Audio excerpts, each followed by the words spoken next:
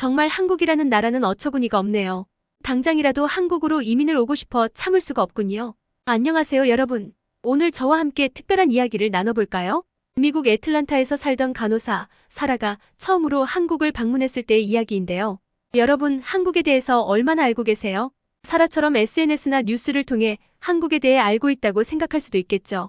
하지만 사라가 직접 경험한 한국은 그녀의 생각과는 완전히 달랐다고 해요. 정말 무엇이 그녀를 이토록 놀라게 했을까요? 사라의 이야기를 들어보면서 우리도 한국의 매력에 대해 다시 한번 생각해보는 시간을 가져볼까요? 그녀의 눈을 통해 본 한국, 지금 시작합니다. 안녕하세요. 저는 미국 애틀란타에 살고 있는 사라입니다. 저는 미국에서 간호사로 일하고 있는데 얼마 전 암 치료와 관련한 학회 참석을 위해 한국을 방문할 일이 생겨 생애 처음으로 한국을 방문하게 되었답니다. 제가 이제부터 들려드릴 이야기는 그 이후 한국에서 보냈던 휴가와 관련된 건데요. 먼저 한국분들께 죄송하다는 말씀을 드려야 할 것 같네요. 한국분들 중 미국에 대해서 꽤 좋은 이미지를 가지고 계신 분들이 많다고 알고 있거든요. 미국 자동차도 많이 가지고 다니시고 미국 제품들을 신뢰의 이미지로 생각하시는 분들이 많던데요. 제가 미국의 실상을 말씀드리면 다들 놀라실 것 같거든요. 제 이야기를 들으시면 미국 이미지가 와장창 깨질 텐데 미리 사과드릴게요. 제가 학회 참석 이후 미국으로 돌아가지 않고 한국에서 휴가를 보내기로 한 건 친구 때문이에요. 제 친한 친구가 1년 전 한국의 대학의 교수로 임용이 되어 한국에 와 있는데 친구와 함께 시간을 오래 보내고 싶었거든요. 저희는 서울의 명소뿐만 아니라 경주까지 방문해서 즐겨보기로 했습니다. 제 친구도 한국에 와서 적응하기 바빠 유명한 곳들은 좀 가봤지만 서울 밖을 벗어나 본 적은 없다고 했기 때문에 둘 다 굉장히 두근거렸죠. 저는 따로 숙소를 잡지 않고 친구의 서울집에서 머무르며 서울 관광을 하기로 했는데요.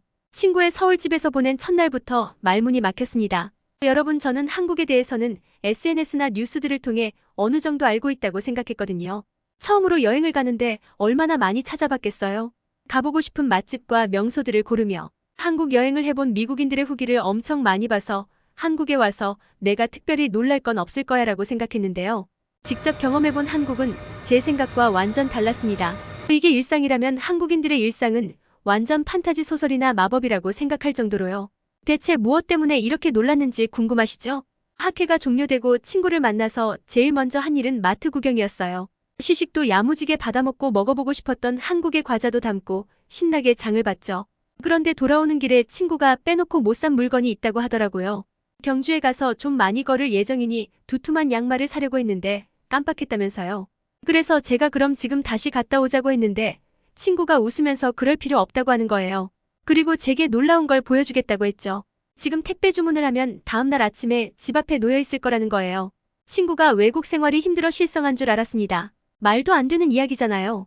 그래서 제가 거짓말하지 말라고 그냥 지금 다시 갔다 오자고 했는데 친구가 그냥 집으로 가버리더라고요.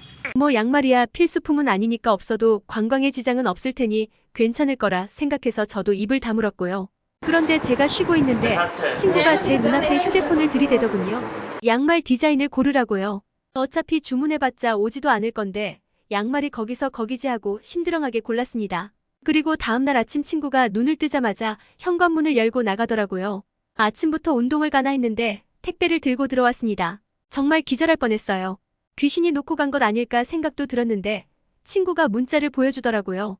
택배기사님이 배송 완료가 되었다고 사진까지 첨부해서 보내준 문자에 귀신이 아니구나 했죠. 친구 말로는 새벽 배송이라고 하더라고요. 이렇게 새벽 배송으로 물건을 받을 수도 있고 그냥 일반 택배도 제작이 오래 걸리지 않으면 발송부터 수량까지 길어봤자 하루 이틀 이내라고 했습니다. 세상이나 미국에서는 꿈에서도 못 볼 일입니다. 미국에서 택배 자체는 34일 이상은 기다리는 게 기본입니다. 1~2주일 후 배송도 흔하고요. 더 걸리는 경우도 있습니다.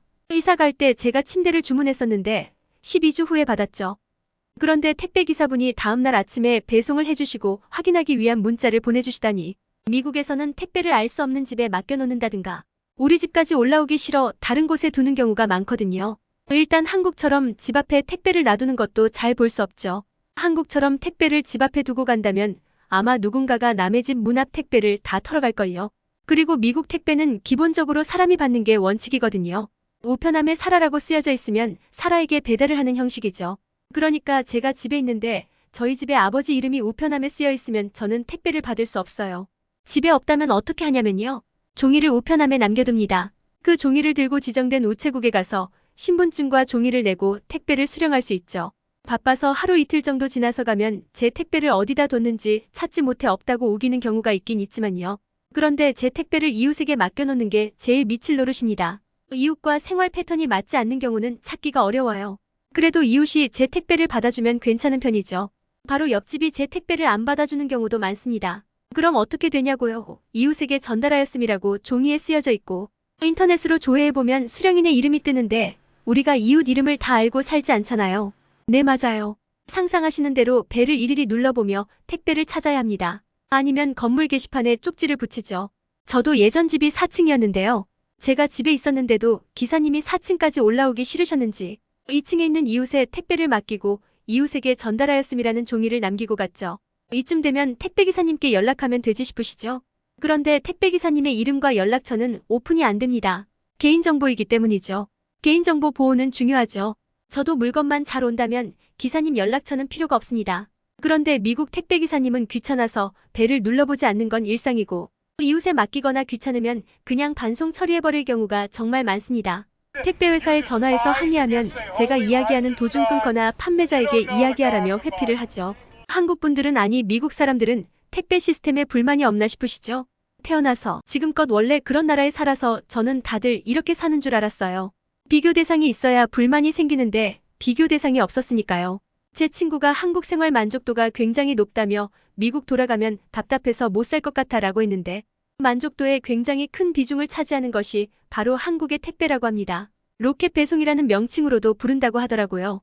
누가 이름을 지었는지 정말 기가 막히게 이름을 지은 것 같아요. 그런데 택배는 시작에 불과했어요.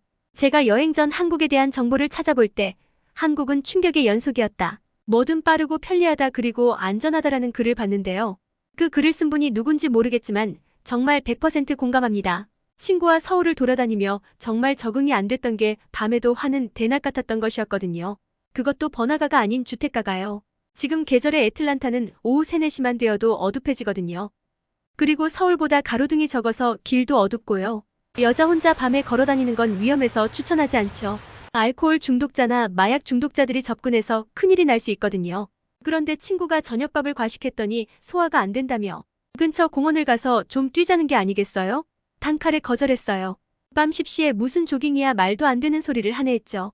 미국에서는 오후 옷이라도 어두컴컴해서 무서워서 꿈도 못 꾸거든요.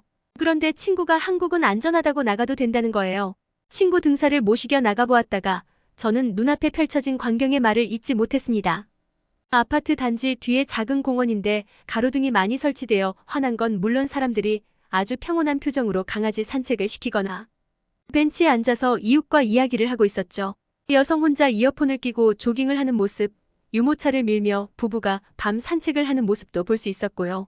주변에 마약 중독자나 알코올 중독자는 찾아볼 수 없었습니다. 한국에 대한 정보를 찾아보며 한국이 안전한 나라다. 밤에 돌아다녀도 된다는 이야기는 많이 봤지만 관광명소에 가는 관광객 한정인 줄 알았어요. 이렇게 일반 시민들이 살고 있는 평범한 동네도 치안이 좋을 줄은 상상도 못했어요. 그리고 사실 유럽에서 미국은 아주 치안이 나쁜 편은 아닌 나라입니다. 유럽 중에서는 그래도 미국이 좋은 곳이라고 생각해서 저는 나름 자부심이 있었거든요. 그런데 한국과 비교하니 비교 대상 자체가 될 수 없을 정도네요. 저는 안전한 공원에서 친구와 함께 가볍게 뛰며 한국의 밤 공기를 즐겼는데요. 밤에 이렇게 평화롭다는 것이 도무지 적응이 안 되더라고요. 그리고 한국인들의 평온한 일상 한켠을 엿보니 미국에서의 생활은 너무 불편하고 위험한 면이 많다고 느껴졌죠. 그리고 다시 우중충한 미국으로 돌아가기 전에 밝고 빛나는 도시 서울을 좀 더 즐겨야겠다고 다짐했어요. 일주일가량 친구와 함께 둘러본 서울은 몹시 흥미롭고 재미있었습니다. 저는 일반적으로 많이들 가는 관광지도 갔지만 친구가 근무하는 대학에도 놀러가서 식당에서 밥도 먹었는데요. 이 학교 학생 식당의 밥이 정말 인상적이더라고요. 한국 학생들은 정말 축복받았어요. 사실 미국 음식은 맛이 없거든요. 많은 분들이 미국 음식하면 딱 떠오르는 게 없으시죠? 소시지와 맥주 정도가 떠오르실 거예요. 한국에 와서 보니 새삼 더 비교가 되어서 정말 미국 음식에 대해 말할 게 없네요. 미국의 일상적인 식사는 그냥 호밀빵을 썰어 햄과 슬라이즈 치즈를 끼워 먹는 정도입니다. 대학생 때 학교 식당에서는 소시지를 요리한 커리버스트에 감자튀김이나 감자 샐러드를 주로 먹었네요. 간식으로는 파프리카나 당근 오이를 썰어서 소스를 찍어 먹어요. 저만 이런 게 아니라 미국인의 일상적인 식사가 이렇습니다. 그런데 한국 음식은 미국인인 제가 느끼기에는 마치 무지갯빛 같았습니다. 조리법이 다양해서 다 먹어보려면 몇십 년이 걸릴지도 모른다는 생각이 들었거든요. 특히 경복궁 근처에 갔다가 먹어본 삼계탕은 제 인생 음식으로 등극했죠. 따뜻하고 고소해서 한 그릇을 싹싹 다 긁어 먹었어요.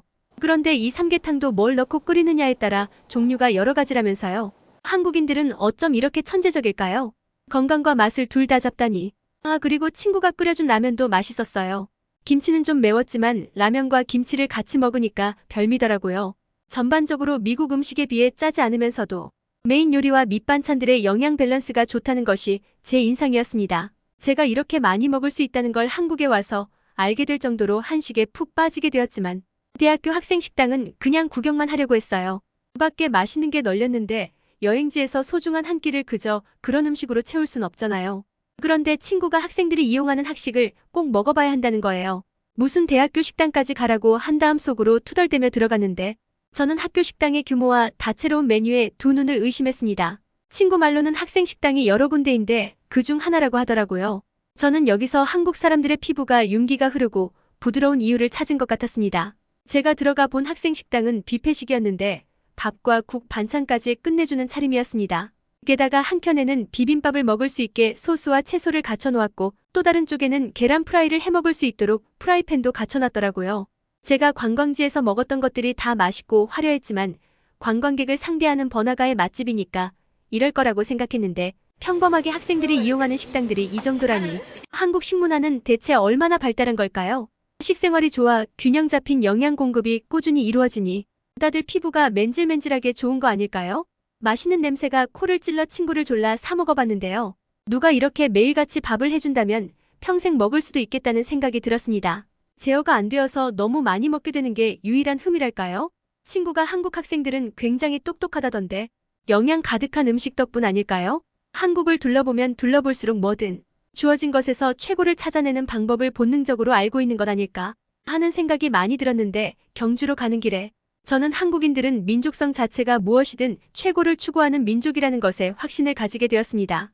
저와 친구는 고속버스를 타고 경주로 가기로 했는데요. 여행을 망칠까봐 슬며시 불안해지더라고요. 미국 고속버스는 저렴하긴 하지만 연착도 자주 되고 느리거든요. 고속버스를 이용하며 마음 편히 이용해 본 적이 없는 것 같네요. 30분 정도 밖에서 떨며 기다리는 건 일도 아니죠. 연착을 했을 때 문자 알림이 제때 오지도 않습니다. 그냥 자기들 내킬 때 보내는 것 같아요. 1시간을 기다렸는데 버스가 안 와서 취소되었나 보다 하고 다음 버스를 타려고 하니 이전 티켓 가지고는 못타게 하며 가격을 3배나 올려받은 적도 있었어요. 기차를 타라고요. 미국 기차도 마찬가지예요.